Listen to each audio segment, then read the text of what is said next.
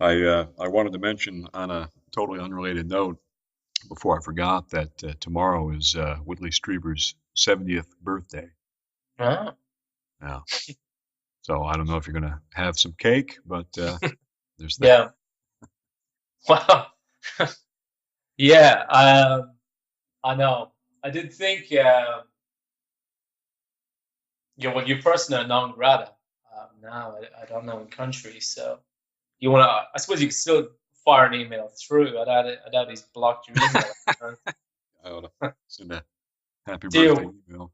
dear Whitley, and then in brackets, and Anne. You know. Every day a blessing, right? Yeah, happy 70th birthday, and I'm so sorry to hear about the loss of Anne.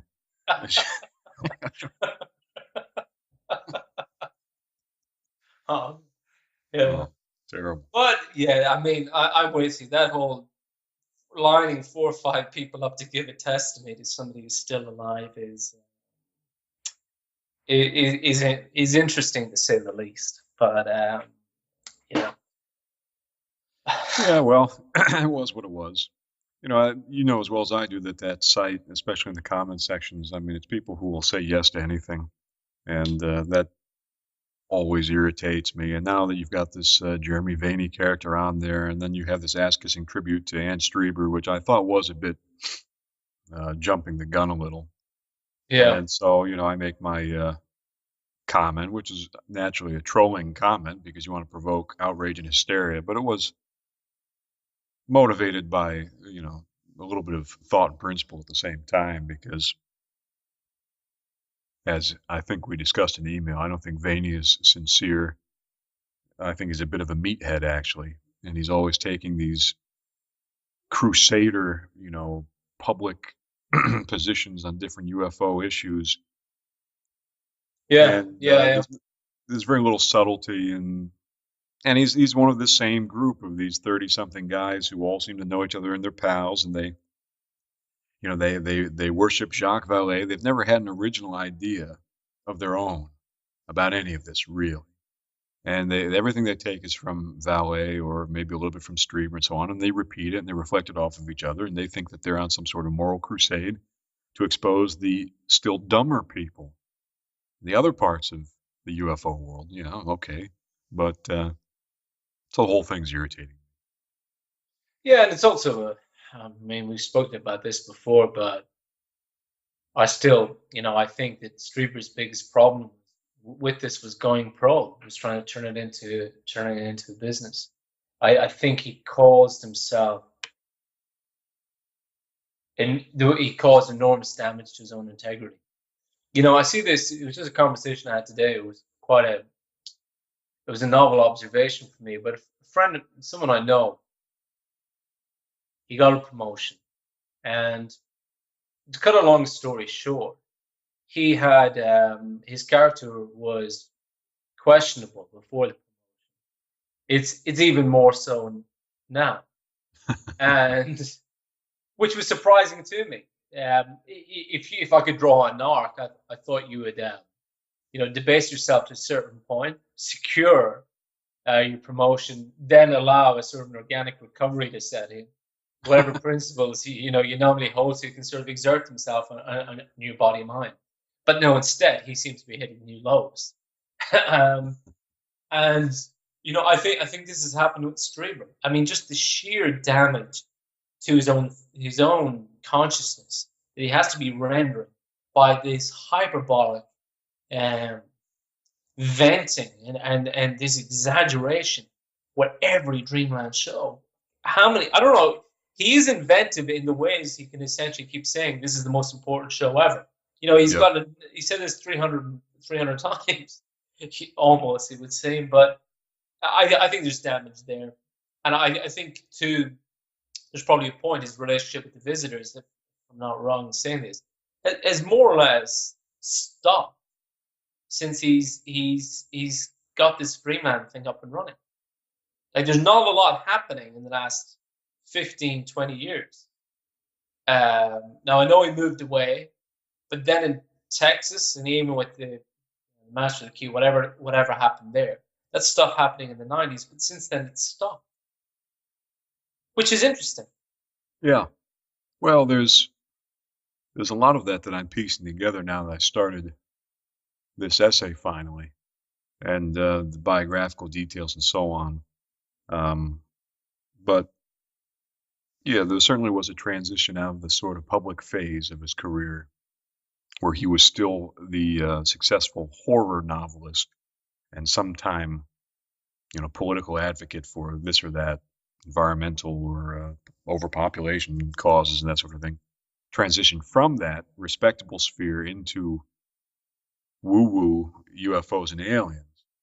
But once the transition was complete and he was no longer the respectable novelist and he was out of the public sphere, then everything after that became a part of the subculture. And I think perhaps that may have a bearing on the type of contact that he's had, so you might be right. And alternately, I think that may also contribute to these pretty ridiculous reactions and his behavior in many cases because he knows, I think, intellectually that there are no stakes involved in the UFO subculture. I mean, he can have a fit about the differences between the versions of his own published book and claim sinister forces had censored it and so on and so forth. And he can have that kind of hysterical, panicked reaction and make a lot of unsupportable claims precisely because it doesn't make any difference. No one's paying any attention. He's got his followers on his website who will remain loyal no matter what. And then there are the skeptics and debunkers and also the traditional quote unquote nuts and bolts ufologists and so on that aren't paying any attention to him anyway. So it makes no difference. I mean, in a way, his reaction you might interpret as being designed for his followers, his reaction to that debacle.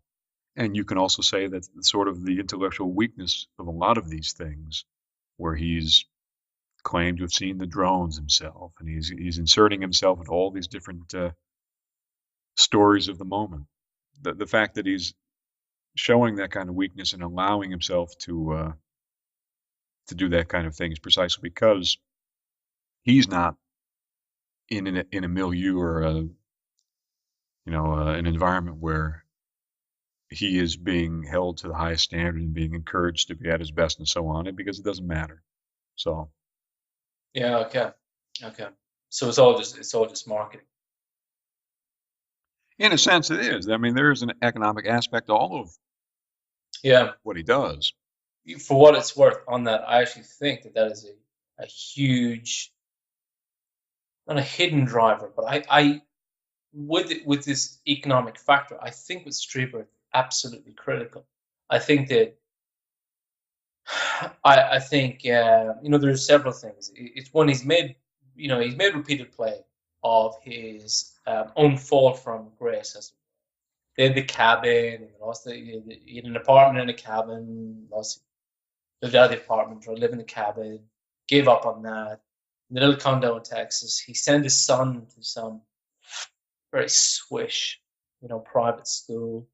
Um, and he's bemoaned that loss of wealth, which, I mean, it's understandable. It's a human tragedy.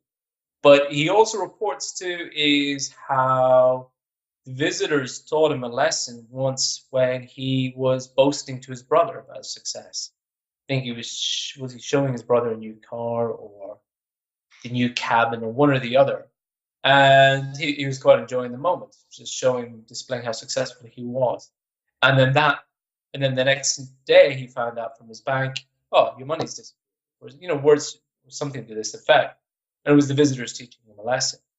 Now, he may well have learned the lessons there, but I think for him, this need to sort of keep churning out books, ensuring the show is successful, is just extraordinarily important to him, just in terms of that financial sense. And for him, I have a sense with the money he's earning, it's never enough, because he wants to recapture that position where he was a liquid millionaire. And I think it was a huge injury to his pride, and to Anne's pride too. And he said this, that they'd lost that life they had in New York. and they were reduced to particular circumstances in Texas. And moreover, I think with him, he has a sense of mission, and the success of that mission is reflected in his financial success, which is dependent on his acceptance by the public at large. Yes, I So, agree.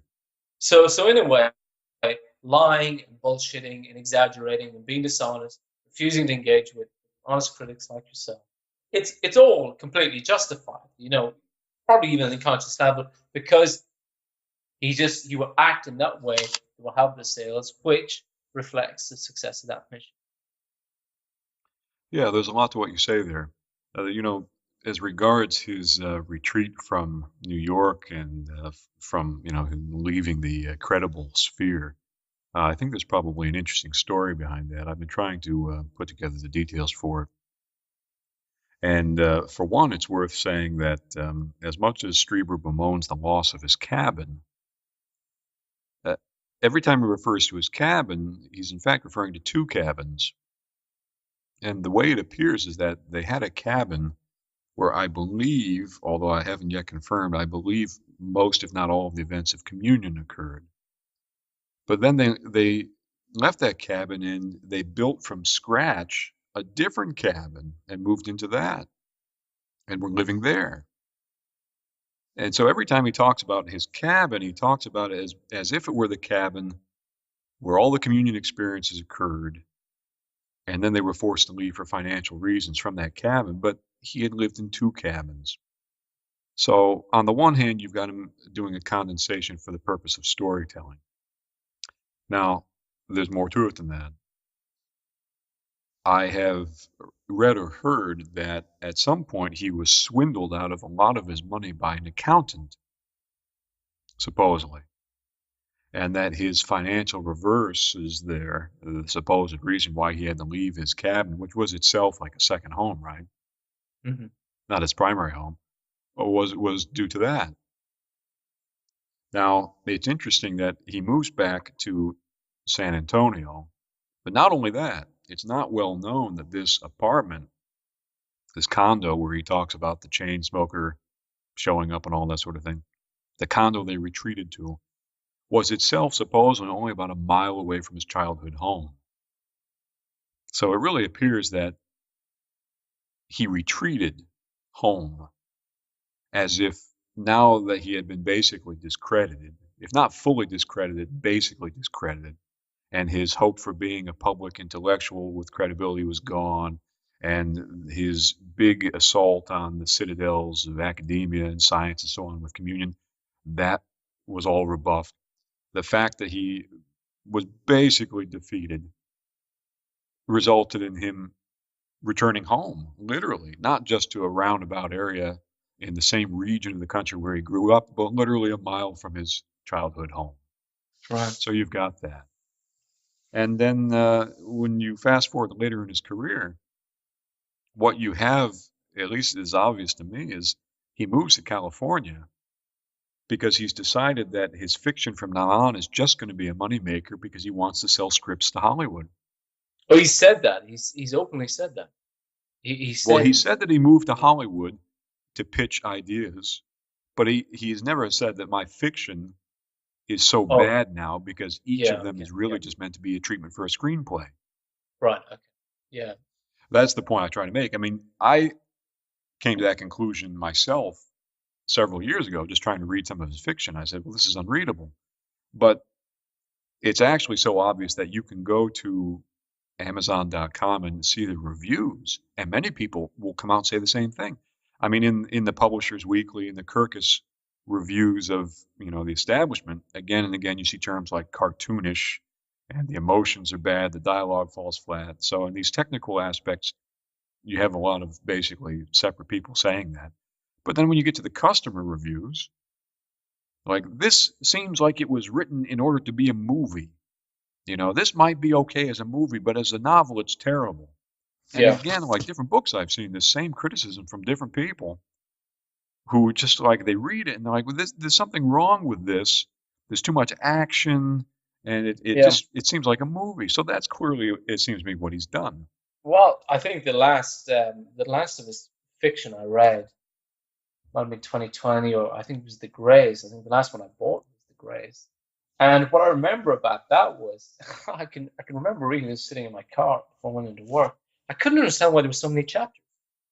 You'd basically have a paragraph, and then we're on to the next chapter, and you'd be like, "What's the point of this?" So, okay, that explains a lot.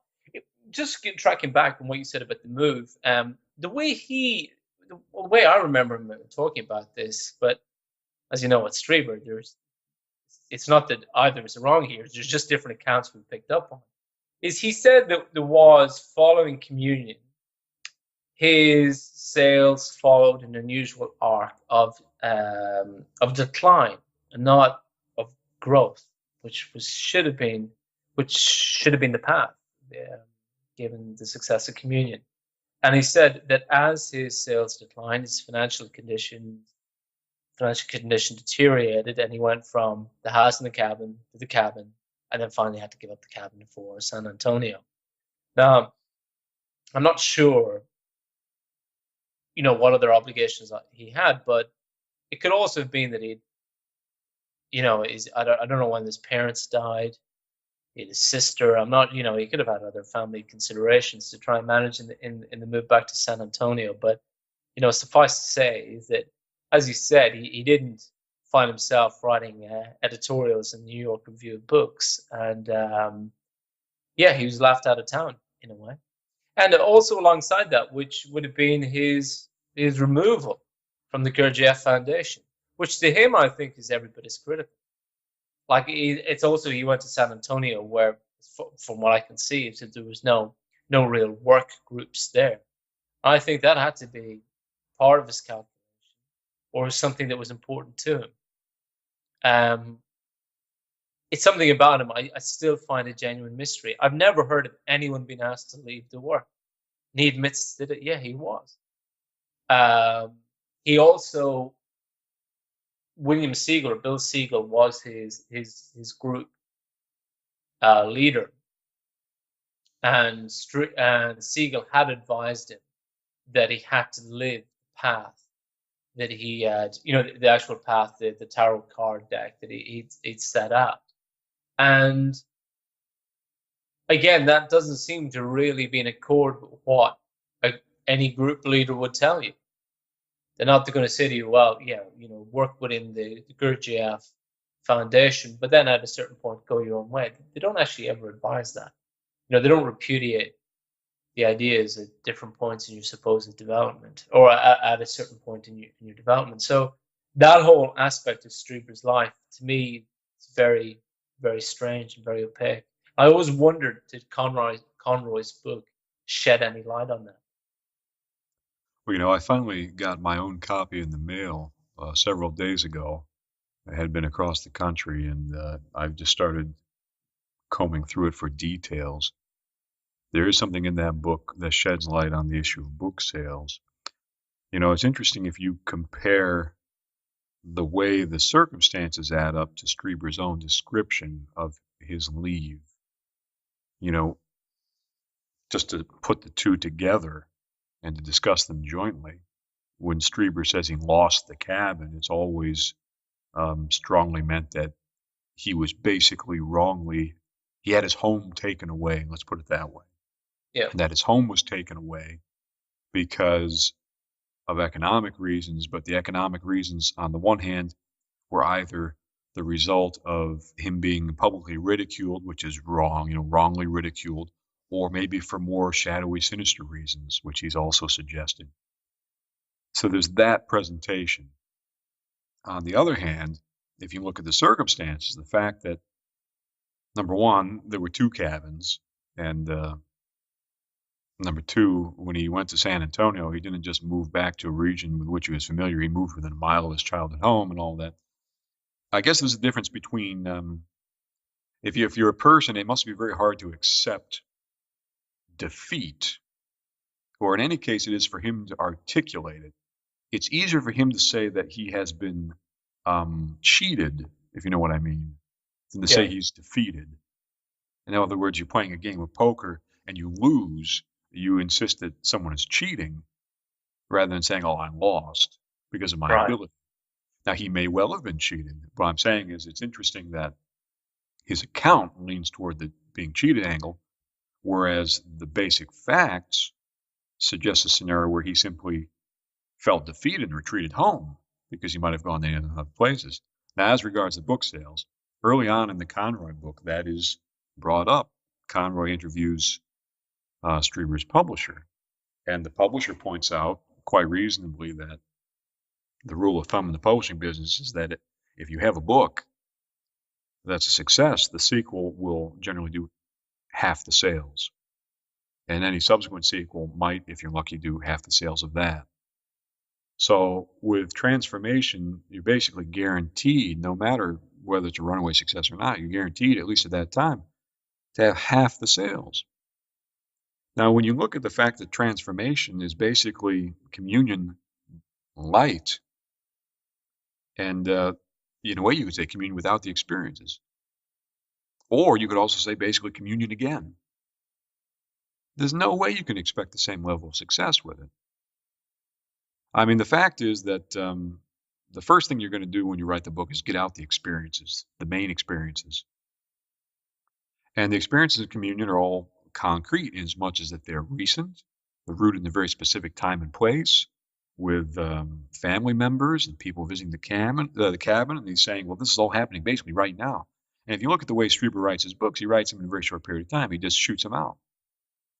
And to the extent that when it came to communion, he was criticized, and this is in the Conroy book, he's criticized by people in the UFO world who said, well, you're writing this book so fast. You're going straight from basically the hypnosis to producing this book in the space of a few months. And that's what he did. So when you get the communion novel, if you want to call it that, it's hot off the presses. It's events that are basically happening now, and they're concrete in as much as they're rooted in the time and place and so on and so forth. Then after communion, he becomes more and more weird with the descriptions of the experiences. So why would the public return to transformation with the same ardor that it had for communion, when now the experiences are not necessarily as recent, they're more abstract, they seem derivative, and he's basically it's basically him trying to evolve his thinking, but it's not for the public the same product. Yeah. So of course the sales are going to go down. But then he tries it again after transformation with breakthrough, which is ridiculous because transformation, when it came out, the subtitle was The Breakthrough. Yeah. It's incredible. And then by the time you get to the next book, Breakthrough, I mean, it's basically, come on. And it's no wonder. I mean, in pursuing that angle, he buried in the public mind the perception of him as a horror novelist that they would want to go to buy his books for entertainment, because he did 3 of these communion type books in a row, and each was in its way, from the public perspective, weaker than the last. And so he finished his own career, rightly or wrongly. He finished his career. And you can bring in all sorts of crap about South Park making fun of him and all that. That's bullshit.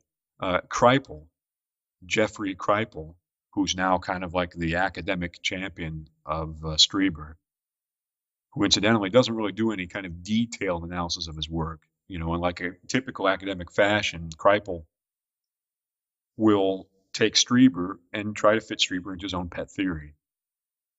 And some of his work is a pleasure to read. I read an article by Kripal just the other day. It was a pleasure to read, but it's not, and he's talking about Strieber. The whole article is devoted to Strieber, but he doesn't really go into Strieber's work in any detail. He takes up themes. He tries to organize the themes and relate them to his own pet theory about how the terrible and the sacred can be the same or are the same. Fine. But, somebody like Kripal will uncritically repeat this in a book. And Strieber's career was ruined by the South Park episode where they made fun of the rectal probe. Bullshit. Now, it is true, I believe, that Strieber was being made fun of in public about the rectal probe, but it was earlier, and it was in the tabloid press. I think I saw recently a cover of something like the National Enquirer or something like that, or maybe an article. I'd have to go back and find it. But basically, they were making some sort of joke about Strieber and the rectal probe. Now, if one of them is doing it, presumably others were. So maybe he seized on the South Park thing as being like the emblem of that. But even so, um, it just shows that Kripal's not really fact checking. He's so sympathetic to Strieber that he's just kind of repeating what Strieber tells him. But anyway, yeah, when it comes to Strieber's career and his moves and so on, there's a lot that you don't get from Strieber himself. And when you look at other sources like Conroy's the only one, and even he ends up in the end so sympathetic to Strieber, you can't really trust everything he says. I'll give you an example. In the second chapter, I believe, of the Conroy book, in the first chapter, he's discussed Strieber's psychiatric evaluations and his medical tests and all that, which all suggest he's sane. Okay, fine. And then so he introduces the second chapter by saying, well, then who is Whitley Strieber? Where did he come from? And you get the first page, and it's like, yes, and his parents had him, and they named him Whitley Strieber. And young Whitley was blah, blah, blah. His parents didn't name him Whitley Strieber. His full name was Louis Whitley Strieber. And that's a pretty major detail to omit. But when you read it in the context of the Conroy book, it's one of these reflections of him being sympathetic, that he isn't absolutely ruthlessly scrupulous about his details. In some regard, I mean, I'm not saying it's an unreliable book. In the main, it's probably highly reliable. But that bit of sympathy, it will be what separates it from being strictly factual in all cases. I suppose in fairness to Conroy, like if Strieber says his name is Whitley Strieber, like I mean that's not a fact you're going to check, is it? You're not going to say, well, okay, I better dig out the birth cert here. I mean, do you know what I mean? That's true, but at the same time, if you start off with a slightly fictive kind of homespun, warm way to introduce a chapter, and you assert as fact that his name is one thing and actually it's another, it's still an error. Right. Does I know you said you just gone through it for certain facts. Does he talk at all about his interesting time in Monterrey, Mexico, about his involvement in that program, that mind control program? That's a good question. No, I haven't gotten to it yet. I haven't gone through the book completely, so I can't recall. I will say though that in relation to that, what's very interesting is reading The Secret School with that question in mind. Because, you know, this whole scenario of The Secret School is that Strieber recovers these memories of his childhood. I mean, there's a whole paper I could write about The Secret School. He you know, somewhere in the 90s, basically, he starts to recover these memories all of a sudden. And part of it is provoked by the Conroy investigation, because Conroy goes back to this place where they, you know, the children supposedly went at nighttime, and he interviews a lot of people. And then later there are TV programs that take Strieber back to the place. So he's goaded, in a sense, to recover these memories, and he recovers the memories, which he sets up in a typical Gurdjieff fashion, claiming that there are 3 sets of 3 lessons. And he claims that he had 3 sets of 3 lessons for like a period of years as a child. And when you start to read the book, you discover that the first 2 lessons, at least, are not really lessons at all. They're basically just narrative setups for what's going to occur, which shows that the structure of these memories and experiences was not 3 by 3 in any sense. It's just Strieber superimposing a structure, which comes from his obsession with the Gurdjieff viewed triad. Anyway, the book has all sorts of things that can be said about it, but despite it being this accomplished recovery of his childhood, there's not a single mention or suggestion of that whole business with the boy in the box and Mexico and the traumas and all that. Not a trace of it in there. That's unusual, because you remember when the discussion of that experience, he names names. He even names the German scientists involved. One of them is, if I remember correctly, is Krauss. Antonio Krauss, supposedly. That's what he thinks the name was. But, you know, all of that must have come post-Secret School. So even on that basis alone, you say, well, how accurate a chronicle of Strieber's childhood is this book? When on the one hand, he's got these nighttime lessons, the hyperdimensional trips, and incidentally, he's also the tutor to Caesar Augustus in ancient Rome, and he himself implies he's personally responsible for the Roman Empire lasting an additional 400 years, and he also puts himself at the at the murder of Cicero, or I think in the original Latin would be something like Cicero. It doesn't make any difference. But Strieber visits him as a otherworldly phantom and delays him just long enough for the soldiers to catch him and kill him. So anyway, you got all this kind of stuff. And then, of course, after that, Strieber says, oh, yes, and subsequent to recovering these memories, I discovered that, all these details were in these particular books on Rome that I had as a child. So, it's the same old story. He'll have the memories. He describes them in like breathtakingly lurid experiential detail. And then, and yes, in the fact that there's some reality to this is confirmed by the fact that I read it in a scientific journal. Yeah, well, Yeah, you probably read it before the experience. And the same, and he comes out and says it, like, yeah, well, I had all these books on ancient Rome as a kid. And, well, yeah, yeah. but no It's mention of the Mexico stuff, which means from both ends, it's a doubtful chronicle of his childhood in any essential way. Yeah, he's that link to whatever Nazi influence entered the U.S. after the Second World War is quite a pronounced one in his life, because alongside his experience with those scientists, I think of a journal entry he wrote in 2005. I think it was, it's called State of the Nation or something like this. And in it, he outlines in extraordinary detail the nature of the Nazi conspiracy within the US, which seeks to end constitutional government and essentially pursue a modified version of Hitler's plans for the world. Now, with this, I was moved to write him and ask him, well, how do you know this?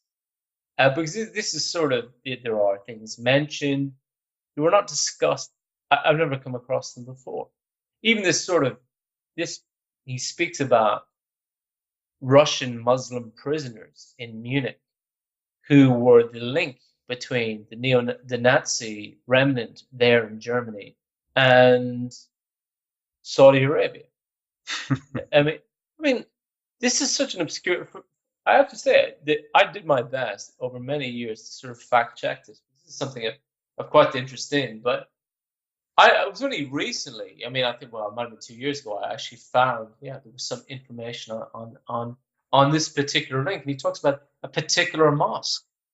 Now, I don't know whether this is just Strieber speaking in that old authoritative voice of his that he loves, when he's just speculating.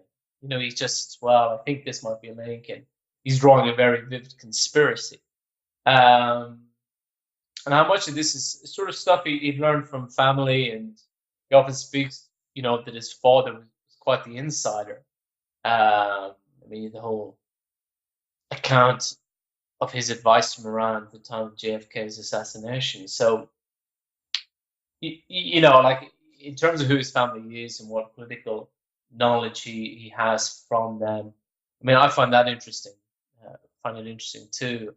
But ultimately, it's quite strange that, getting back to the original point, is that he's these very vivid memories of what happened in Monterey at one point in his adult life, and then seemingly just a few years earlier, he has no recall of it whatsoever.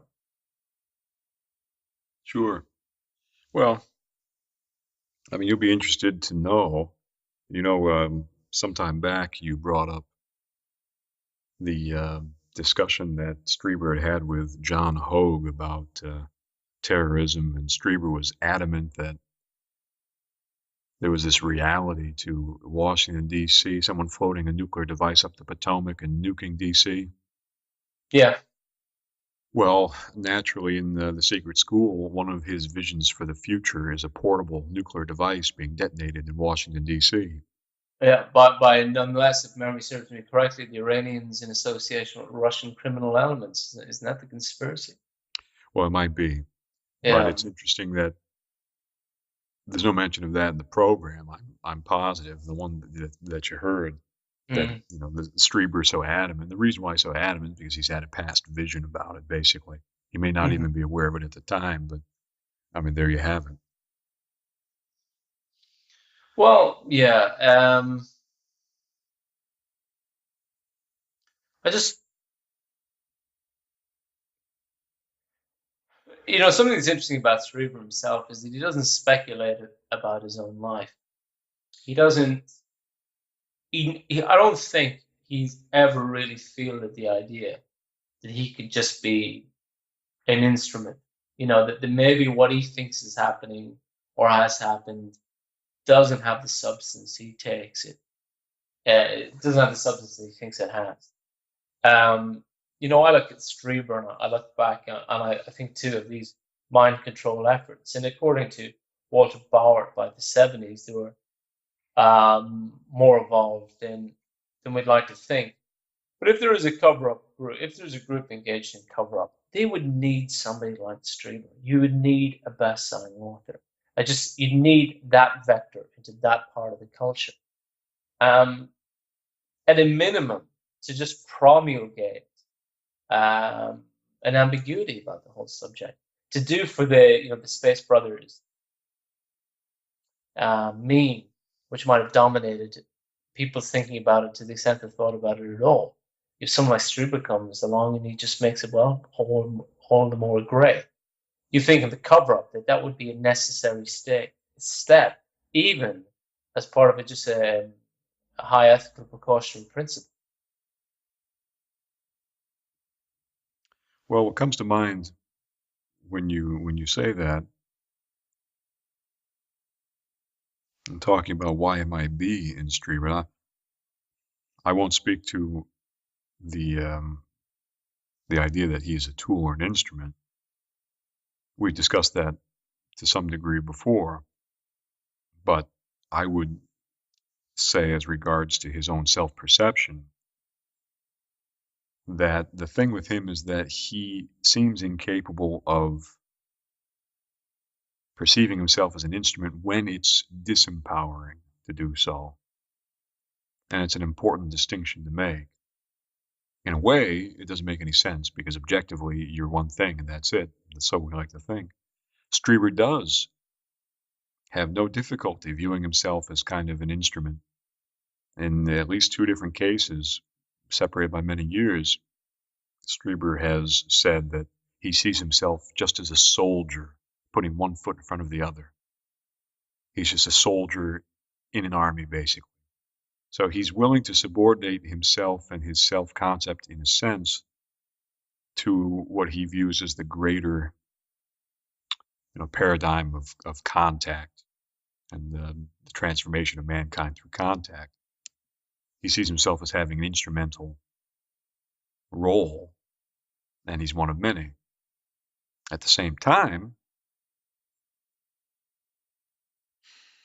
he is incapable of, it's hard for me to express, he's incapable of handing over his self-determination. So if you are a soldier in a righteous cause, in a certain sense, there's the understanding that there's a voluntary participation in that. And in his case, I think he understands it to be voluntary, even though huge portions of his life are unknown to him. And he's involved in decision making that he himself is somehow also not involved in. I think he still understands himself to be a part of that purpose, but it's impossible for him to really conceive of him being an instrument in the other sense, being an unwitting instrument, someone who is being manipulated for something contrary to noble purpose. And when confronted with holes in his own knowledge and contradictions and so on, this is the part that he completely puts aside.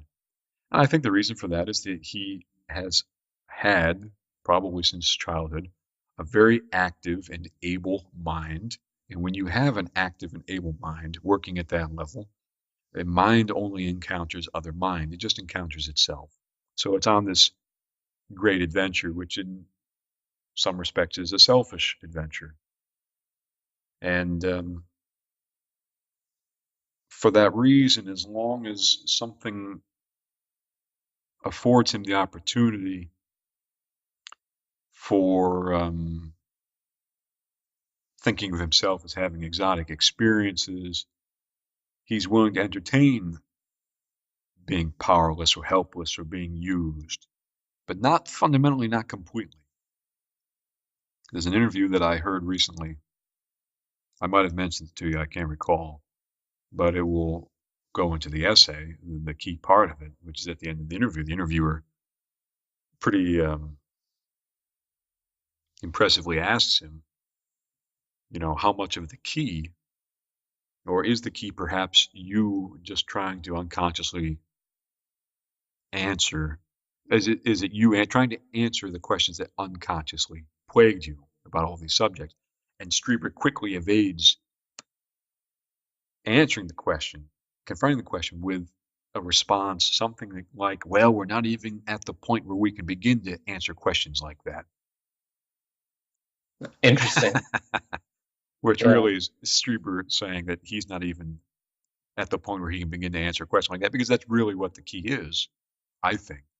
Yeah. So that would involve a scenario where Strieber is brought beyond his ability. You see what I mean? That type Yeah. of scenario is Strieber being brought outside, like where his intellect has actually failed completely. Yeah. There's no feeling of triumph or of that all the side benefits that are really there underneath his descriptions in all of the novels and the journal entries and so on, where he's saying, "Oh, well, I don't know for sure, this, that, the other thing." Well, he can admit an ambiguity here, or he can admit a hole in his knowledge there, as long as in total it gives him this feeling of worth and value because of this experience that he's got and so on. But to be helpless and wrong in a way that doesn't afford any kind of greater feeling or stimulation is something that he can't entertain. Yeah. Do you still think, with Strieber, you would say that he certainly had a number of experience. He certainly had um, contact of extreme interest to really anyone.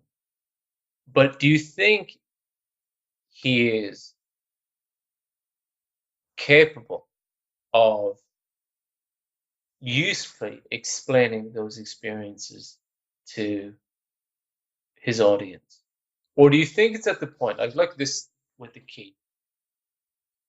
From my guess is that he had, as I know I've mentioned before, is that he had some sort of uh, extraordinary peak experience, um, where he probably had a sense or an experience which is more real than everyday life. And in this felt like a conversation. It probably even seemed like a conversation, because what tends to happen with such peak experiences is they're interpreted by your animal body mind, which packages it in terms familiar to you. So there could have been an energetic exchange, a bodiless energetic exchange of some kind, and it sort of gets stepped down into this idea of having a conversation with a wise old man who is, incidentally, not at all physically threatening to Strieber because he's quite shorter than him and he's slightly built. So it's just sort of, non-threatening, blah, blah, blah. And he feels he learns a great deal. And he wakes up and he senses now he's understanding about a number of topics. Then he spends a couple of years spinning it out into a conversation. Now, having said all of that, I mean, you've looked at him a lot closer. You've looked at him closely. You've looked at him and his work quite closely. Do you think that is unfaithful, as dishonestly as he is, as unfaithful to the actuality of experience he is, do you think he's still worth listening to? Well, it's a complicated question. One thing that should be admitted is that, since tomorrow is Strieber's 70th birthday, we're looking at a career that's basically complete. He might live for another 10, 15 years. It's hard to say. But I don't think we're going to see any works of major significance. For example, the Solving the Communion Enigma book was, I think failure might be too strong a word, but it was not relevant. Yeah. He tried to come out with a book, again intended for the public, again demanding to be this public intellectual, which he's no longer considered, so it's a wasted effort. And the book itself, as a book, has many flaws, and the ideas were not new. He didn't really offer anything new in that book that wasn't already out there that he Yeah. previously offered. So that was a book that was intended as a major work. It was intended as, like, here's communion 20 or 30 years later, and it wasn't. So looking at the future of Strieber's output, we're not going to find major works.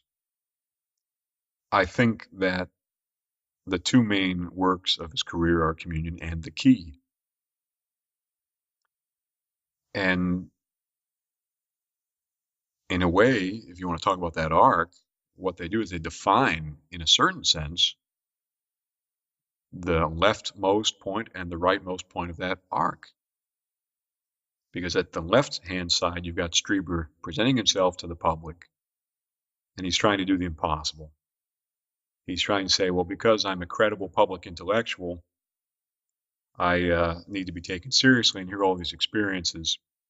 And I don't know if they're aliens, but in some respects they resemble what we might regard as extraterrestrials, and all this, that, and the other thing. And it's also got all this raw experiential quality to it. And of course it's a failure, because how could it not be? No, nobody in academia, the hard scientists, why would they take a novelist seriously? They don't take any novelists seriously to begin with. They're hard scientists. And what's the media for? Is the media really for reasonable public discourse? No. The media is just for mass panic, hysteria, and advertising. So of course it was going to fail, that mission. But nonetheless, that was him at his, like, intellectually most coherent in a certain way, and trying to perform like a public mission. It was a public undertaking in the everyday sense.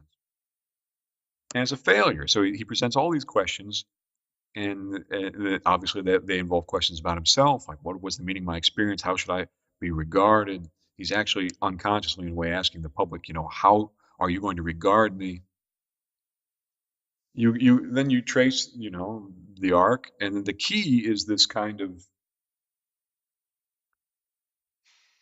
it's not simply a book that involves Strieber answering specific questions. And at the next level up, it's not just a book about Strieber answering specific questions and integrating them very cleverly into a type of cosmology. More than that, it's the vindication for Strieber, because here's this man, he comes to me, he doesn't come to someone else, but he's a perfectly normal human being. Of course, the entire event's otherworldly. I can't tell how long it lasted. I can't tell his appearance exactly. He made all sorts of weird noises. He makes me drink a white liquid afterward. But no, in all, it's still a completely everyday conversation, and I can remember every exact word he said. So you've got the scenario. Why insist on that scenario? Why suppress the otherworldly aspect of it when he's willing to admit it in the previous books? That's question number one. Number two, what does that book accomplish? What does it accomplish for Strieber, really? I mean, the fact is that when you examine the book, and we've discussed this more than once, again and again and again and again, the ideas, the formulations, they're Strieber. And though Strieber says in one of the accompanying essays, like, well, I'm really worried because what if all this is my imagination and it comes out sounding like a mixture of warmed over Catholicism and New Age? That doesn't really scratch the surface of the problem. Because when you get into the book and you discover all of these specific turns of phrase and these very specific intellectual, conceptual configurations already existing in previous interviews and essays and books and so on, you have to somehow say, even if there was an otherworldly event, this book is Strieber putting Strieber himself in order, his intellectual concept. It's like, this is my definitive explanation for everything, and then giving it the authority of this outsider who is perfectly human, but he's also godlike. He's on all the different levels. He's a gentleman with endless humanity and all that sort of thing. So it accomplishes that vindication for Strieber. It seals the wound that was opened up by communion, where Strieber risks his own self-worth and his self-image and everything, and everything is thrown to the wind. Now it comes back and all the questions are settled. And you can go to quotes that Strieber's given in interviews where he kind of sort of said this. He'll say something like, not only that this, I feel like I was here in order to write this book, which he might have easily and probably did say about other books, and not just that it's the most important book of my career, which he probably, did say about other books, but something about the book itself, what it did for him and so on, that was important. So taking all that into consideration, your question is, should we take what he says seriously at this point? I don't think it's a pressing issue because I don't expect many more major things to come out of him. And a, a slightly more pressing question might be, how much of what he said in the past can we take seriously? That's the thing. Because I think only once you go through this whole issue of the key and so on, do you finally begin barely to glimpse where the reality and the imagination might separate.